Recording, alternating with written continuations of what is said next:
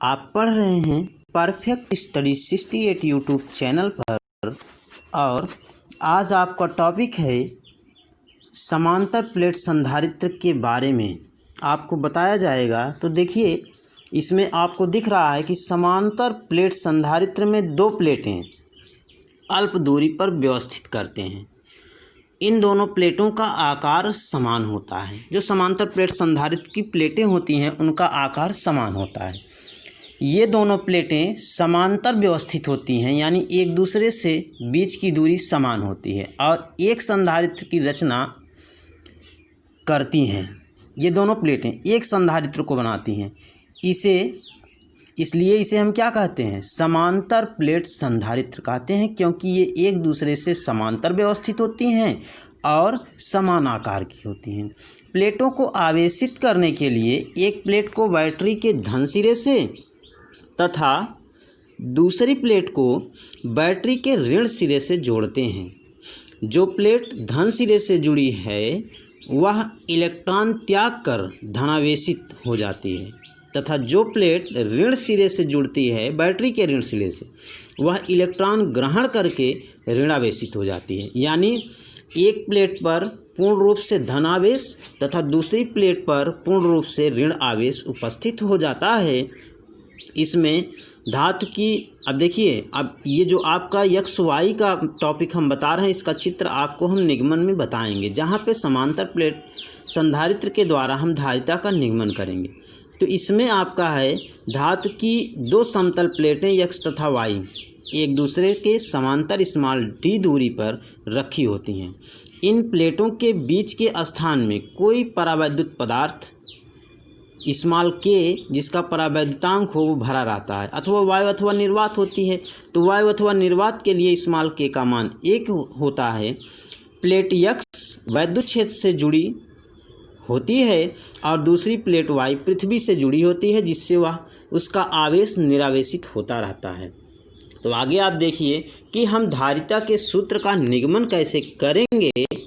आपका है समांतर प्लेट संधारित्र की धारिता, ये आपकी हेडिंग है और इसमें आपको दिखाया गया है कि चित्र में एक समांतर प्लेट संधारित्र दिखाया गया है, जिसमें मुख्यतः धातु की लंबी व समतल दो प्लेटें एक्स तथा वाई हैं, जो एक दूसरे के आमने सामने थोड़ी दूर पर वैद्युत रोधी स्टैंडों में कसी गई हैं, वैद्युत रोधी स्टैंडों में लगाई गई हैं। इन समांतर प्लेटों के बीच वायु के स्थान पर कोई विद्युत रोधी माध्यम भरा है।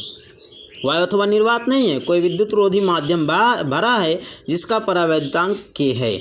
समतल प्लेटों में से प्रत्येक प्लेट का क्षेत्रफल कैपिटल ए मीटर तथा उनके बीच की दूरी स्मॉल डी मीटर है। अब जब प्लेट एक्स को प्लस क्यू आवेश दिया जाता है तो प्रेरण के कारण प्लेट वाई के अंदर की ओर स्मॉल क्यू आवेश तथा बाहर की प्लेट स्मॉल क्यू आवेश तथा बाहर की ओर प्लस क्यू आवेश उत्पन्न हो जाता है।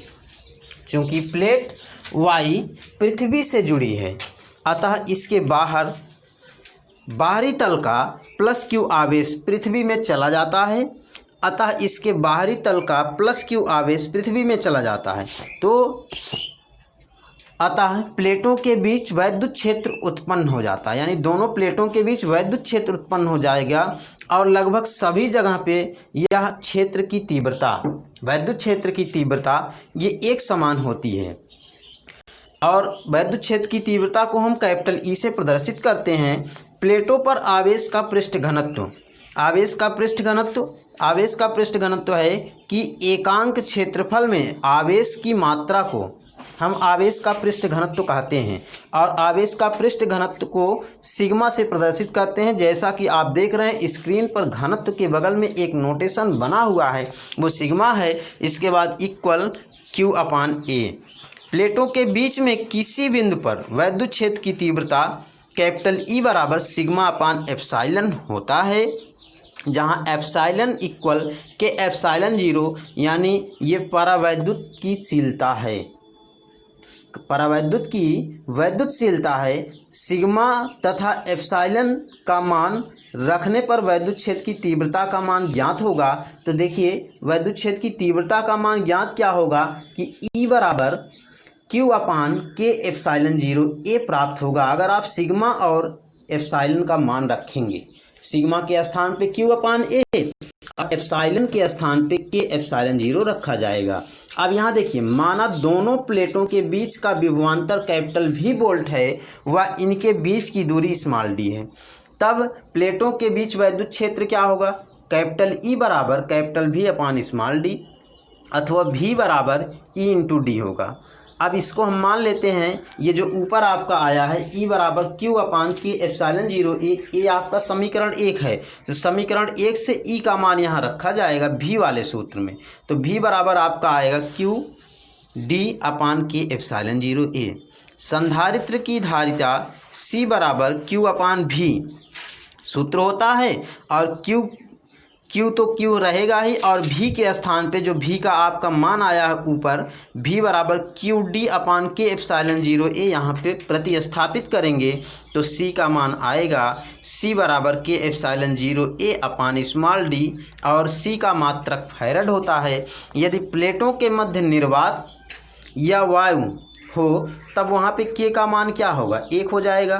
तब इस दशा में C0 बराबर epsilon 0 A upon D farad होगा, जहाँ एप्सिलॉन 0 का मान 8.85 इंटू 10⁻12 फैरड अपान मीटर, यानी निर्वात की वैद्युतशीलता है।